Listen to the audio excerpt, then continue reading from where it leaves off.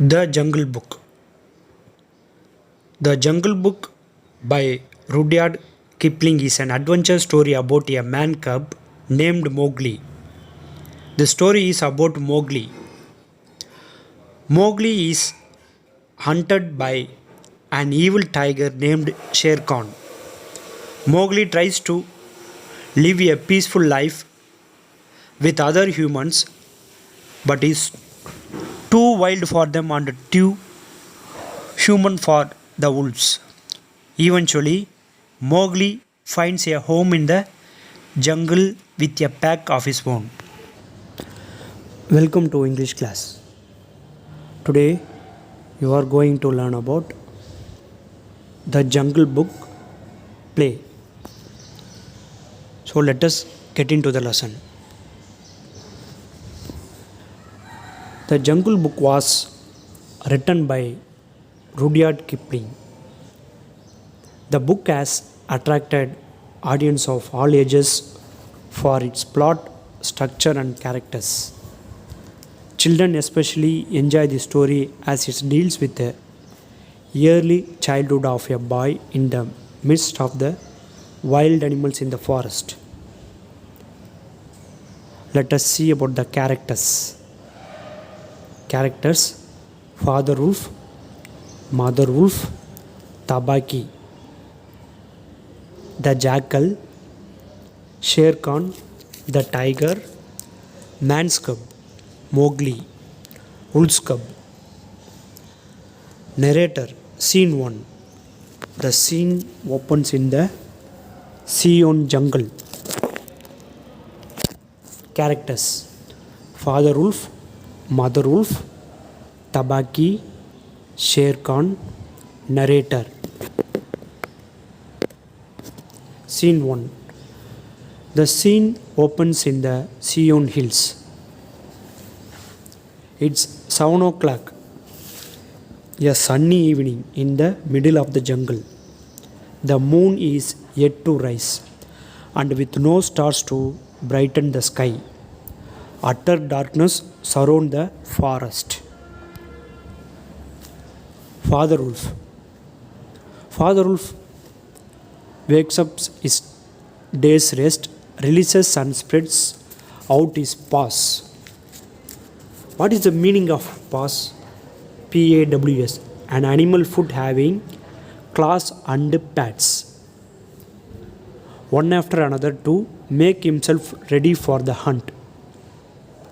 Mother Wolf, with her big grey nose, drops her 4 tumbling, squealing cubs into the mouth of the cave where they all live. Father Wolf. Ah, it's time to hunt again.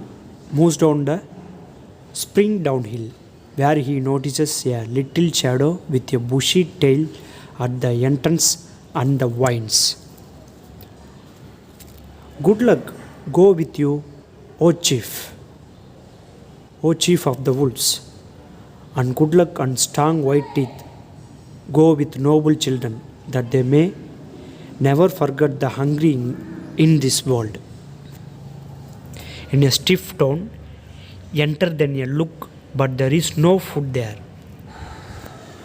Father Wolf said in a stiff tone, enter then and look, but there is no food here. Mother Wolf. For a wolf, it may be enough, but for so mean a person as myself, a dry bone is good feast. All thanks for this good meal. Licking his lips, looks at the father and mother wolves, who seem to be uncomfortable. How beautiful are the noble children! How large are their eyes, and so young too. Sits still, rejoicing in the mischief that he had made. In a spiteful tone, he says, Shere Khan. So, who is Shere Khan? Shere Khan, the tiger. The big one has shifted his hunting grounds. He has told me that he will hunt among the hills for the next moon. So, He has told me that he will hunt among these hills for the next moon. Narrator. Sher Khan was a tiger who lived near the Vyangunga river 20 miles away. Angrily, Father Wolf.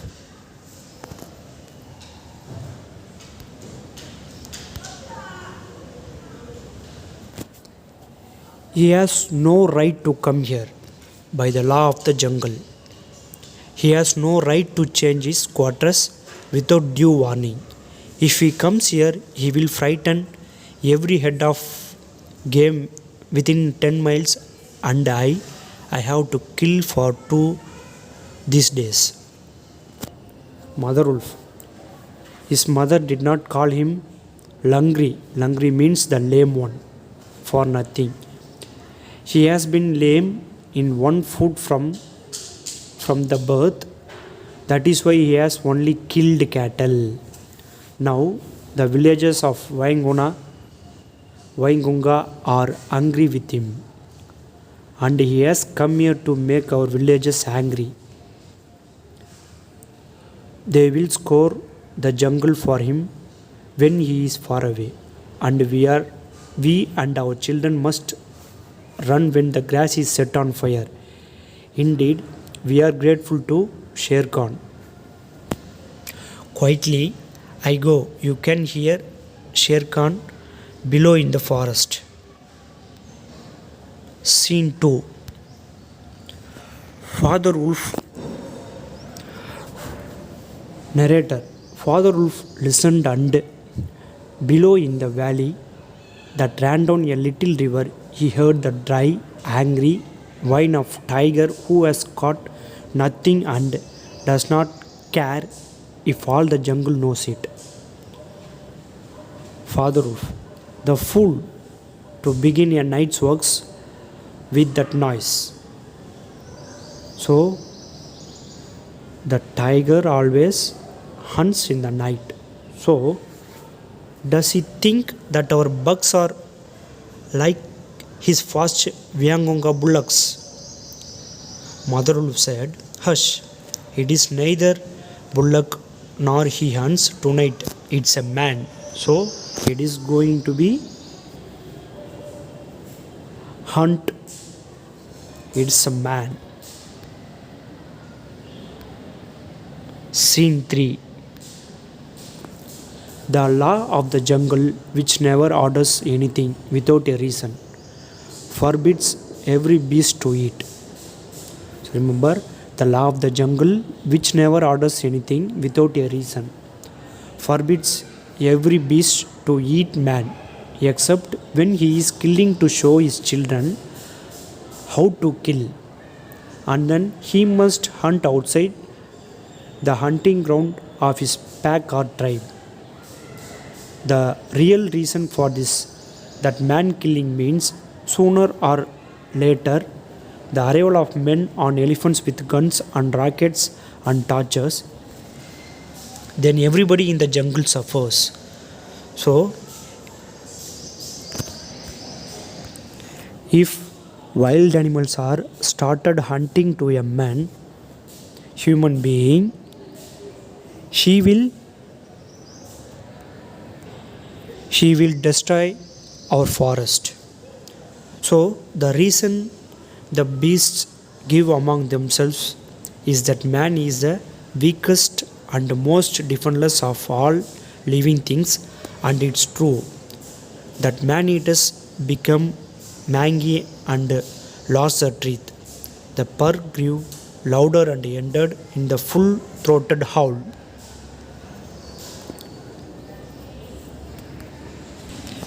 Sher Khan, Ara. Then there was a howl, and untigerish howl from Sher Khan. Who is Sher Khan? The tiger. Mother Wolf. He has missed. Father Wolf. What is it? Runs out of few paces, and here Shere Khan muttering and mumbling as he tumbles about in the scrub. The fool has had no more sense than to jump here at a woodcutter's campfire and has burned his feet. With a grunt, Tabaki is with him. Something is coming uphill, twitching one ear. Get ready. So, who said? Mother Wolf said, something is coming uphill, twitching one ear. Get ready. The bushes rustled and little in the forest, and Father Wolf dropped with his haunches under him, ready for his sleep. Then, if you had been watching, you would have seen the most wonderful thing in the world.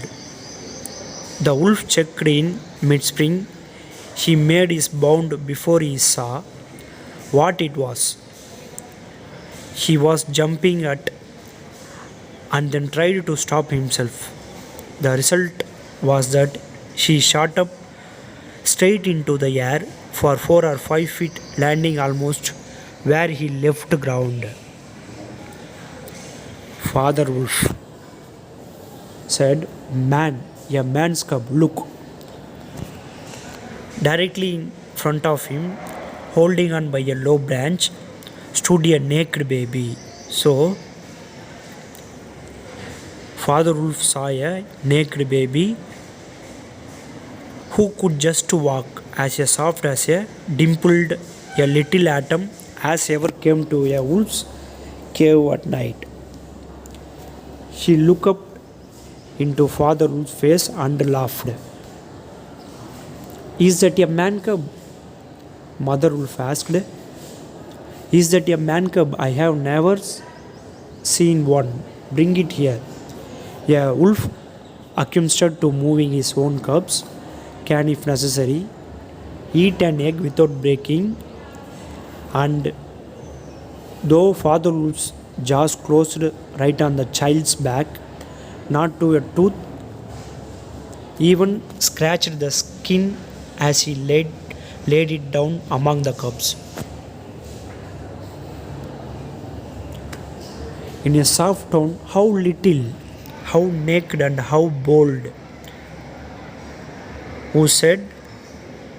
Mother Wolf said. Narrator, the baby was pushing his way between the cubs to get close to the warm hide. So, this is a man's cub. Now, was there a wolf that could boast of a man's cub among her children? Father Wolf said, I have heard now and again of such a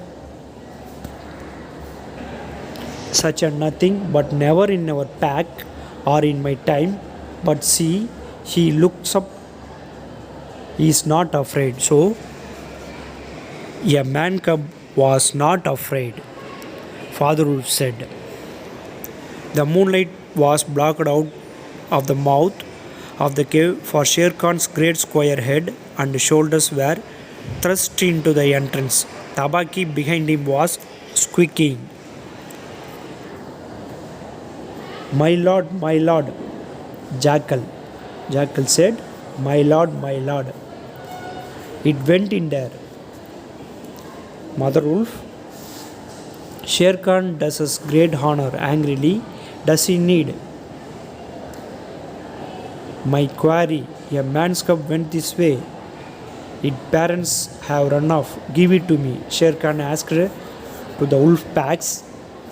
A man's cub went this way. Its parents have run off. Give it to me.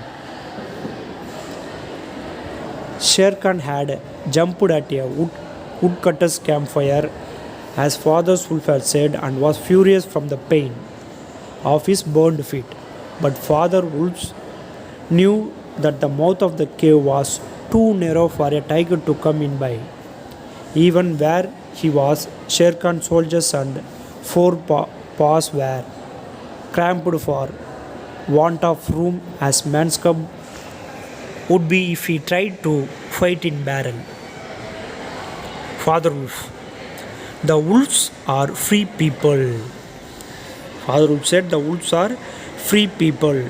They take orders from the head of the pack. So they take orders from the head of the pack. Whatever the pack of the wolves said, they did it. And not from any striped cattle killer. The man's cub is ours to hunt if you choose. Father Wolf said, the man cub is ours to hunt if you choose. What talk is this of choosing? It is I, Sher Khan, who speaks. So, Sher Khan told, don't talk. It is I, Sher Khan, who speaks. Remember, it is a Sher Khan, he said. The tiger's roar filled in the cave. Narrator, the tiger's roar filled in the cave with thunder. So, the tigers roared loudly. Mother Wolf shook herself clear of the cubs and sprang forward. Her eyes like two green moons in the darkness, facing the blazing eyes of the Sher Khan. Mother Wolf. And it is I, Raksha, the demon, who answers. The man's cub is mine. Mother Wolf said, the man cub is mine. He shall live to run with the pack and to hunt with the pack, and in the end he shall hunt you.